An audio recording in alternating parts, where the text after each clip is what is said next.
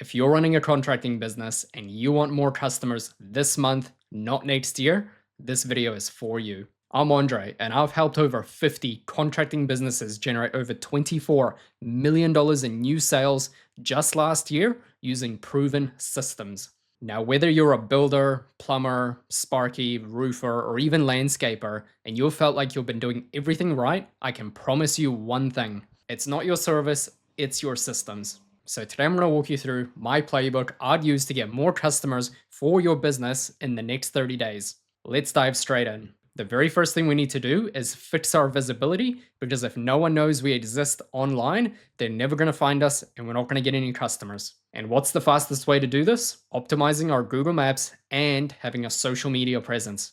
So what you want to do is you want to optimize your Google Maps portfolio and make sure you're collecting enough reviews for your business so that you're building up a reputation, so that not only are you getting leads for free from Google, but also when people look you up, you've already got this great reputation and it's going to help you close more customers. If you want a more detailed view on how to optimize your Google Maps portfolio, you can click right up here. Now, these days, a lot of people are looking you up on social media to see how far you even exist. And a lot of times, if they don't find you on social media, they sometimes question how good your reputation even is. So what you want to do is you want to create a Facebook and an Instagram page and just start posting photos. Start posting photos of you, your work, your team, anything that makes you look more legit and show that you're an easy group of gang to have around.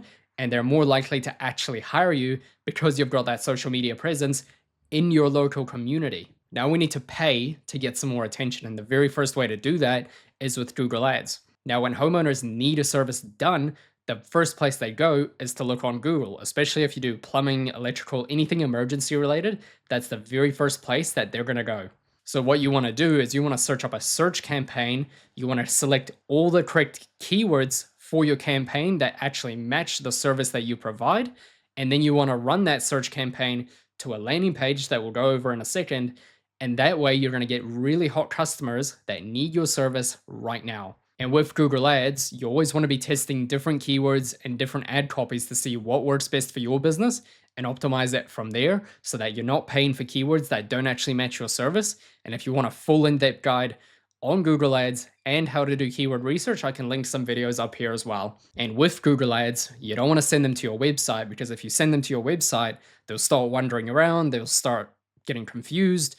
There's more opportunities for people to get lost instead of actually contacting you. So you want to make sure you have a high converting landing page, just like what you're seeing on screen here. And that's what's going to help you get the highest conversions, so you're not wasting any money. And if you want a full in-depth guide on how to make a landing page for your business, you can click on the video here. The next thing we want to do is run some Facebook ads for our business to get even more attention. You want to use Facebook ads because you can get in front of a lot more people that might not be actively looking for your service, but they still very much might need it. So what you want to do is you really want to target the pain points and the dream outcomes of what service you provide. And that way you're going to capture more people that are not necessarily hot and need the service right now, but they might need it considering looking at your ad and bringing up a potential problem that they might have. And this gives you lots of opportunities to run retargeting ads, gives you opportunities to show people that you're in the local community. It gives you opportunities to show testimonials of all your great work as well, from a branding perspective, because what you'll find is some people see you 3, 4, even 7 times before they even make a decision to work with you. And by running these Facebook ads, you're constantly reminding people that you exist. So eventually when they do need your service, or when they see that ad for the final time, then they take action and go with you. So if you want a full in-depth guide on how to run Facebook ads for your business, you can click on a video just up here. And you definitely don't need professional videographers to run Facebook ads. You can very much just hold up your phone, talk to a camera, introduce yourself, let them know what you do, how you help them, and then what you've done for the local community. You don't need to go crazy on these creatives. And what you'll find is the most simple creatives, being static images or videos, actually end up performing the best. To get the best results from these ads, you want to run a landing page as well, which is basically a single page that has everything about your service, so that people know what you do. They have all the information that they need to make a decision on working with you. So this landing page is going to very clearly demonstrate what you do and tell them what you do. It's going to show before and after photos of what problems you solve, as well as tons of Google reviews that you would have collected by now. And you've made it very simple for people to get in touch with you. And that's either on the phone or they're filling out a form to get in touch. And you can very well put free consultations, free site visits, whatever you do to help them get over that fence of actually getting in touch with you. And then you can put your sales skills to the test. Now, what I see from a lot of tradies and a lot of clients is that they're getting leads, but they're not necessarily turning them into closed jobs. So I'm going to show you exactly how I handled sales calls when I was actually plumbing and selling these jobs. And the first thing you need to know, especially if you're selling lower ticket services like plumbing, electrical, that sort of thing, is that when people contact you and you don't answer, how many other people can they contact by the time that you end up contacting them? Because if someone's contacted you, especially from a Google ad, and you didn't answer, they're going to think you're busy and they're going to call someone else.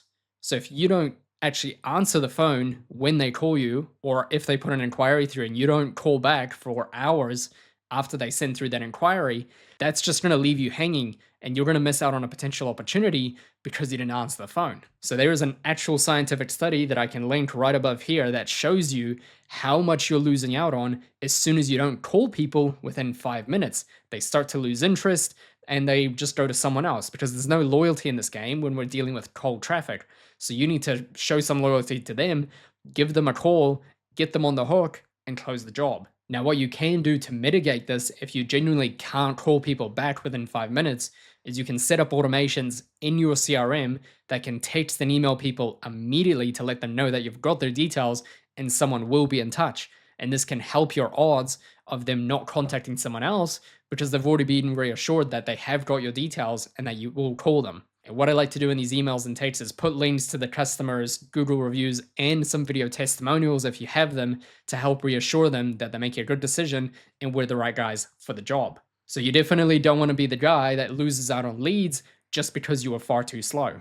Now, another thing you need to do before you go out and do free site visits, especially if you're selling high ticket services, is you need to really qualify them over the phone and see why they're really calling and if they're actually qualified to work with you. Because if they're not qualified to work with you, there's no point of even going out to the job. So this applies more for high ticket services like landscaping and any type of building work. It doesn't necessarily apply to any low ticket services. So what I would do if I'm selling these high ticket services is just gather how much understanding they actually have about the project they're about to undertake, what their budget expectations are, where they're located, and what the timeline is. Because what you'll find is if they don't know some of these things, or if they don't necessarily have the budget right now, they might be going into your basket of jobs you could be doing in a few months rather than jobs you could be doing right now.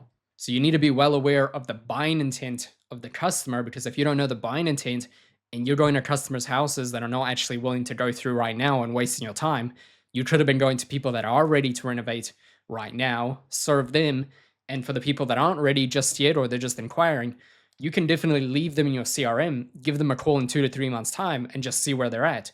And within those two to 3 months' time, you can actually send them emails educating them about what you do, how you do it, and here's some more video testimonials. So eventually when they are ready, they might actually contact you before you even contact them. And the more of these you do, the more confident you're going to become, and your sales process is just going to become a lot easier.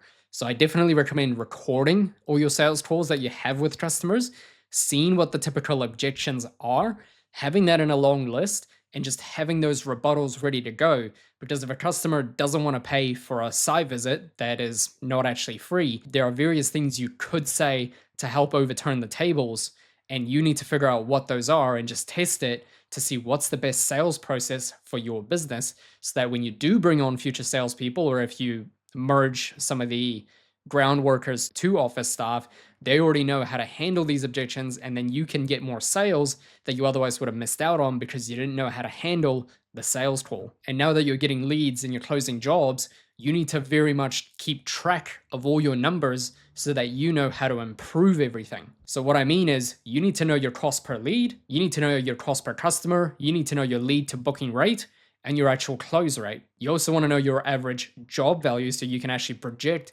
what the next few months will look like if you do XYZ to achieve. And most important of all, when you're doing marketing, is you need to know your cost per acquisition to get a customer. So what that means is, how much money am I spending to actually acquire a customer? If I spend $1,000 on marketing and I get 10 leads, I can very much work out that my cost per lead is $100. Now, if my close rate is 10%, meaning 1 out of 10 leads turns into a job, I can safely say that my average cost per acquisition is $1,000. So every $1,000 I spend on marketing is an actual job for me.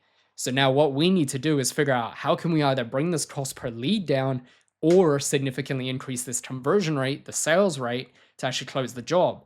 And it's only when you know all of these numbers, then you can work it out and actually optimize your business to lower your cost per acquisition and increase the average job value. So that's how I'd get more customers for a contracting business in 30 days. We sort out all our free social media platforms that can get us more jobs for free. We run some paid ads to start getting some attention and getting some inquiries. We have a nice high converting landing page to turn as much of those prospects into actual leads. We have a fast, automated follow-up system. We're retargeting to get as many leads as possible, and we're not missing out on opportunities. And we're qualifying the right customers, so we're not wasting time, and we're spending time with the people who need us right now and setting aside people that might need us later so that we can close them at a later date. If you want the exact templates that we use for our systems to generate millions of dollars for contracting businesses every single year, you can download all of them down below in the description. If you're a construction business doing between 50 and 250K per month and you want some help reaching 5 to 12 million